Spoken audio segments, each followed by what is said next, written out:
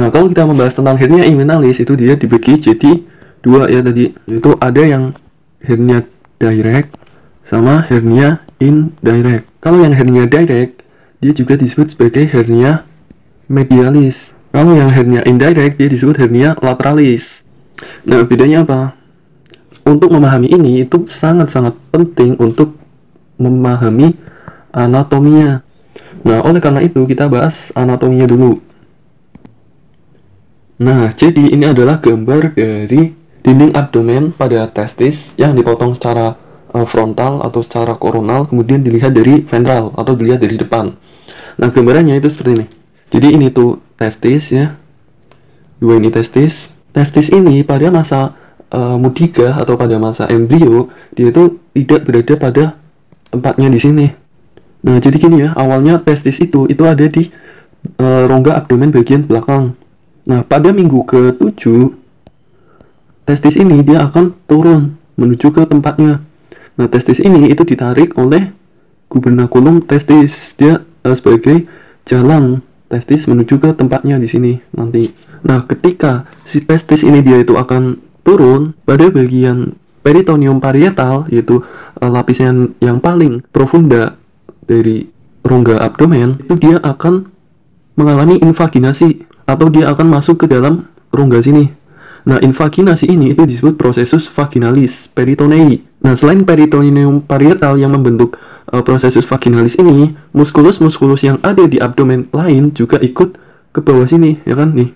Dia ikut turun bersama testis. Nah, testis ini kan letaknya berada di antara peritoneum parietale dengan fascia transversalis, ya kan? Dia ada di antara lapisan tersebut. Nah, ketika testis itu sudah sampai ke bawah, sudah sampai pada tempatnya, si peritoneum parietale ini dia kan sama sekali nggak dimasukin sama testis, ya kan? Ini kan, nah gini kan. Kemudian lapisan selain peritoneum parietal yang lainnya, yaitu ini semuanya diduduki oleh testis kan, di sini kan, kecuali ini peritoneum parietale ini. Oke. Peritoneum parietale ini dia akan tetap membentuk processus vaginalis peritonei pada atas testis.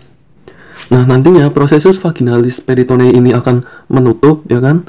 Kemudian lapisan di bawahnya ini, jadi mulai fascia transversalis sama muskulus-muskulus abdomen, itu akan membentuk lapisan-lapisan yang melapisi skrotum. Yaitu skrotum itu apa? Tempat testis ada di skrotum. Nah, jadi skrotum itu nanti dia terdapat beberapa lapisan-lapisan yang merupakan hasil dari invaginasi muskulus-muskulus yang ada di abdomen, kemudian juga fascia transversalis. Kalau peritoneum parietal enggak ya, soalnya dia nanti akan ke atas lagi gitu. Nah, kemudian ini adalah gambaran ketika testis sudah berada di tempatnya, sudah berada di skrotum. Nah, ini tuh dibagi jadi dua. Pada sisi yang sebelah kiri, dia tuh sudah mengalami penutupan yang sempurna. Pada yang sebelah kanan, di sini, ini kanan, dia belum mengalami penutupan yang sempurna. Nah, hasil dari penutupan ini nanti dia akan terbentuk yang namanya annulus inguinalis superficialis. Nah, nanti annulus atau cincin inguinal ini itu ada dua. Itu ada annulus inguinalis superficialis sama annulus inguinalis profunda. Nanti dia itu ada di sini nih. Nah, saya ingatkan lagi karena ini menurut saya penting. Perlu diingat bahwa di sini itu nggak ada peritoneum parietal, ya kan? Karena tadi peritoneum parietal yang membentuk processus vaginalis dia akan terangkat ke atas sehingga processus vaginalis tertutup atau mengalami obliterasi. Nah, pada gambar yang sebelah kiri ini dia sudah mengalami obliterasi, sedangkan pada yang sebelah kanan itu belum mengalami obliterasi atau penutupan, sehingga peritoneum parietalnya ini masih ada di sini, tapi dia tidak menyelubungi testis. Ingat ya, karena letak testis pada masa embrio dia berada di antara peritoneum parietal dengan fascia transversalis.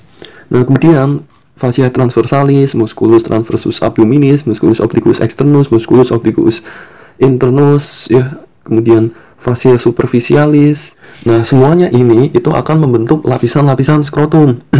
Nah, pada ujung di sini itu nanti ada yang menyatu, yaitu musculus transversus abdominis dengan obliquus internus abdominis. Dia akan menyatu, dia akan dua-duanya ini merupakan serat otot. Nah, nanti dia akan ke bawah menyelimuti skrotum sampai sini, dia akan menjadi musculus cremaster ini. Ya, jadi musculus cremaster itu perpanjangan dari musculus transversus abdominis dan musculus obliquus internus. Nah, fungsi dari musculus cremaster ini itu untuk mengkontraksikan skrotum, terutama saat keadaan dingin. Jadi ketika dingin, skrotum akan mengkerut. Nah, kemudian sebelum terjadi penutupan dari prosesus vaginalis tadi, di sini itu akan dilewati terlebih dahulu oleh apa nih? Yang hitam-hitam, yaitu oleh ductus deferens atau vas deferens. Nah, sebenarnya dia nggak cuma ductus deferens, tapi ada juga arteri dan vena testicularis. Setelah prosesus vaginalis peritoneal ini dia menutup, dia akan membentuk suatu cekungan gini. Ya, cekungan ini itu namanya fossa inguinalis lateralis. Kemudian pada bagian sampingnya di sini juga ada fossa lagi. Nah, fossa ini itu disebut fossa inguinalis medialis. Yang sampingnya lagi juga ada lagi. Ini hasil karena adanya musculus rectus abdominis ini ya. Itu dia akan membentuk fossa supravesicalis. Oke. Nah, jadi kita sepakati di sini terdapat 3 fossa atau cekungan. 1, 2, 3. Yang ini itu fossa supravesicalis. Yang kedua itu namanya fossa inguinalis medialis karena dia letaknya lebih medial. Yang ketiga itu fossa inguinalis lateralis. Nah, pengetahuan tentang fossa-fossa ini itu penting untuk patofisiologi dari hernia inguinalis ini. Jadi, tadi kan pada sebelumnya udah dibilang bahwa hernia itu ada dua, ada hernia inguinalis medialis sama hernia inguinalis lateralis. Nah, kalau yang hernia direct atau yang medial itu hernianya itu terletak pada fossa inguinalis medialis. Sedangkan hernia yang indirect atau hernia inguinal lateral itu dia terjadinya pada fossa inguinalis lateralis. Nah, jadi kalau hernia yang lateralis atau yang indirect itu dia terjadinya di sini. Jadi nanti usus dia akan mengalami invaginasi pada prosesus vaginalis jika masih terbentuk prosesus vaginalis. Itu hernia yang lateralis. Tapi bisa juga meskipun prosesus vaginalis peritoneum ini tuh sudah menutup, sudah terbentuk fossa inguinalis lateralis, itu juga dia masih menjadi tempat predileksi atau tempat yang sering terjadinya hernia meskipun sudah menutup karena dia bekas dari adanya lubang ini, ya kan? Jadi hernia inguinalis lateralis itu sebenarnya bisa terjadi dalam dua bentuk. Ada yang biasa pada dewasa sama neonatus. Kalau yang pada neonatus itu biasanya terjadi akibat belum menutupnya prosesus vaginalis ini, terutama biasanya pada bayi-bayi prematur. Nah, jadi biasanya bayi prematur itu belum mengalami penutupan prosesus vaginalis. Akibatnya, usus yang ada di sekitar sini itu bisa mengalami invaginasi atau masuk ke prosesus vaginalis ini. Nah, itu yang pada neonatus. Nah, pada orang dewasa juga bisa hernia lateralis. Kenapa? Padahal pada prosesus vaginalisnya kan dia sudah menutup dan membentuk fossa lateralis gini. Kenapa kok dia itu masih bisa terjadi hernia lateral? Ya karena dengan faktor risiko yang sesuai, misalnya itu sering bersin, sering batuk, kemudian asma atau obstruksi saluran nafas dan lain-lain, itu akan meningkatkan tekanan abdomen sehingga fossa yang ada di sini itu bisa tertekan kembali sehingga dia bisa masuk ke sini. Nah, itu namanya hernia inguinalis lateralis aquisita atau hernia inguinalis lateral yang didapat. Kalau ini tadi congenital karena dia ada sejak lahir. Nah, kemudian kalau yang hernia medialis itu selalu terjadi pada orang dewasa. Kenapa? Ya kalau misalnya pada neonatus yang belum tertutup prosesus vaginalisnya ini, ya kan? Nah, di sini ada lubang yang lebih dalam, yang lebih enak untuk dimasukin daripada cuma fossa yang sedikit ini nih. Jadi misalnya terjadi penumpukan, jadi misalnya terjadi peningkatan tekanan abdomen, otomatis usus itu akan lebih suka masuk ke yang dalam dong. Masa ya dia bakal tekan ke sini, kan lebih susah juga bagian, ya kan? Kemudian kalau yang hernia medialis, nah kalau pada orang dewasa, kenapa kok dia itu bisa terjadi hernia medialis atau terjadi pada fossa inguinalis medialis? Karena pada bagian ini, ingat, nah ini pentingnya, dia itu cuma ditutupi oleh dua lapisan, yaitu peritoneum parietal dan juga yang hijau ini apa nih, yaitu fascia transversalis. Jadi cuma ada dua lapisan di sini, yaitu peritoneum parietal dan fascia transversalis, sehingga di situ sangat tipis. Nah, karena dia itu tipis, pada bagian sini itu dia akan menjadi titik terlemah dari dinding abdomen. Nah, fossa medialis ini itu ada pada trigonum Hasselbalch. Yang namanya trigonum Hasselbalch, dia kan mesti terdiri dari 3 dong, namanya juga trigonum. Nah, 3 titiknya, yang pertama itu adalah arteri epigastrica inferior, kemudian bagian medialnya itu musculus rectus abdominis ya, ini musculus rectus abdominis, ini juga. Kemudian yang ketiganya itu adalah ligamentum inguinalis, dia ada di sini, dia nggak kelihatan. Nah, di sini saya akan menunjukkan letak trigonum Hasselbalch. Jadi tadi kan trigonum Hasselbalch itu terdiri atas 3 struktur, yaitu yang pertama ligamentum inguinalis. Nah, yang namanya ligamentum inguinalis itu adalah ini nih, yang warnanya biru. Nah, ini. Kemudian yang kedua yaitu arteri epigastrica inferior. Nah, ini adalah arteri epigastrica inferior. Kemudian yang ketiga adalah musculus rectus abdominis. Nah, ini harus dibuka dulu. Nah, jadi ini adalah musculus rectus abdominis. Nah, jadi di sini kan terjadi bentuk segitiga nih. Ini itu musculus rectus abdominis, ini itu ligamentum inguinalis, dan ini adalah arteri epigastrica inferior. Nah, segitiga ini atau trigonum ini disebut trigonum Hasselbalch. Oke. Oh ya nih, lupa. Di sini ada gambarnya ternyata. Nah, jadi kalau yang ini, yang nomor 2 nih, tebak ini hernia apa? Ini adalah hernia medialis. Kenapa? Dia letaknya pada fossa inguinalis medialis. Nah, berarti dia letaknya itu di trigonum Hasselbalch.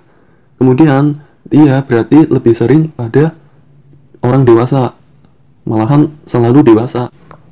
Nah, kalau yang hernia lateralis atau hernia indirect, dia itu letaknya ada di fossa inguinalis lateralis.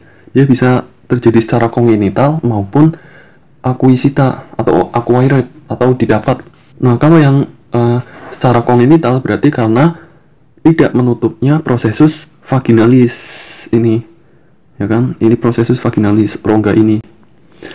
Kemudian kalau yang secara didapat atau acquired pada hernia inguinalis lateralis itu terjadi ketika prosesus vaginalisnya itu sudah menutup dan membentuk fossa inguinalis lateralis, tetapi dengan faktor risiko yang memenuhi seperti ya tadi, seperti penyakit PPOK, asma, kemudian aktivitas berat, bersin, batuk, itu kan akan meningkatkan tekanan abdomen sehingga mendorong organ-organ menuju ke titik terlemah pada abdomen. Nah, salah satu titik lemah pada abdomen ya sebelah sini, yaitu letaknya di samping lateral dari trigonum Hasselbalch. Nah, kalau kita rangkum lagi, berarti hernia inguinalis tadi ada direct dan indirect. Kalau yang direct itu ya letaknya ada di fossa medialis, berarti yang ini.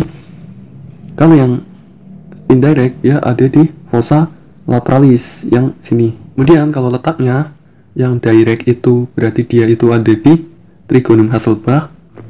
Kalau yang indirect itu letaknya ada di lateral arteri epigastric inferior. Kemudian kalau yang hernia direct itu biasanya pada orang dewasa, kalau yang indirect itu bisa dewasa maupun kongenital. Ya, kemudian kalau yang indirect dia itu hernianya masuk melalui inguinal ring profunda dan superficial. Sedangkan kalau yang indirect tadi dia kan tidak melalui bekas dari prosesus vaginalis, berarti dia tidak melewati cincin itu juga, tidak melewati inguinal ring juga. Dia itu masuknya nanti pada dinding inguinal. Dinding inguinal yang sebelah mana? Yaitu dinding inguinal pada trigonum Hasselbalch gitu. Nah, kemudian yang terakhir yaitu hernia berdasarkan sifatnya, yaitu ada reponibel, irreponibel, incarcerata, dan strangulata. Kalau yang reponibel itu artinya dia bisa dimasukkan kembali. Jadi misal ada benjolan di sini, dia bisa masuk kembali ke dalam rongga perutnya. Kalau yang irreponibel itu dia tidak bisa masuk kembali. Jadi karena misalnya terlalu besar di sini sehingga cincin anulus tempat keluarnya hernia tersebut itu tidak mampu untuk mengeluarkan usus yang mengalami hernia ini. Kalau yang incarcerata Itu sebenarnya sama dengan hernia irreponibel. Jadi biasanya hernia ingkar serata ini terjadi pada orang tua karena otot-ototnya itu sudah lemah dan sehingga terjadi adhesi antar ususnya. Jadi ini kan ususnya gini nih. Nah, ususnya itu membentuk suatu membran gini yang membuat antar ususnya itu lengket gitu. Nah, karena lengket dia tidak bisa balik lagi sehingga terjadi hernia ingkar serata. Nah, yang terakhir hernia strangulata. Nah, ini hernia strangulata itu gini.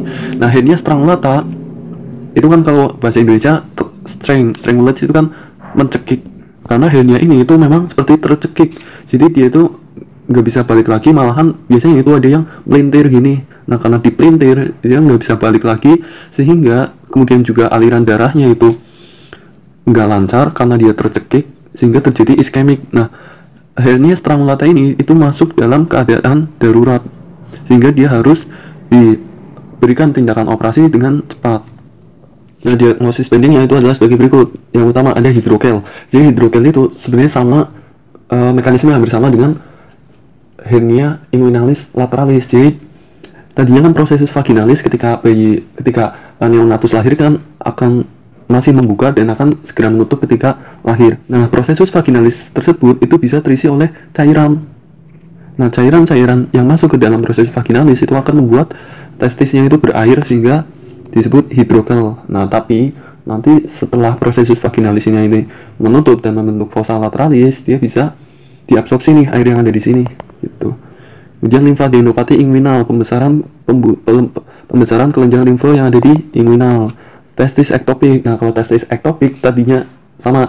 Tadi kan testis itu awalnya ada di rongga abdomen. Nah, dia kan akan turun menuju ke sini. Dia membentuk prosesus vaginalis. Nah, ketika testis ini turun, ternyata testis ini nyangkut di sini, dia nggak sampai tempatnya di skrotum. Nah, kejadian ini disebut testis ektopik. Kemudian lipoma, ini tumor yang ada di inguinal.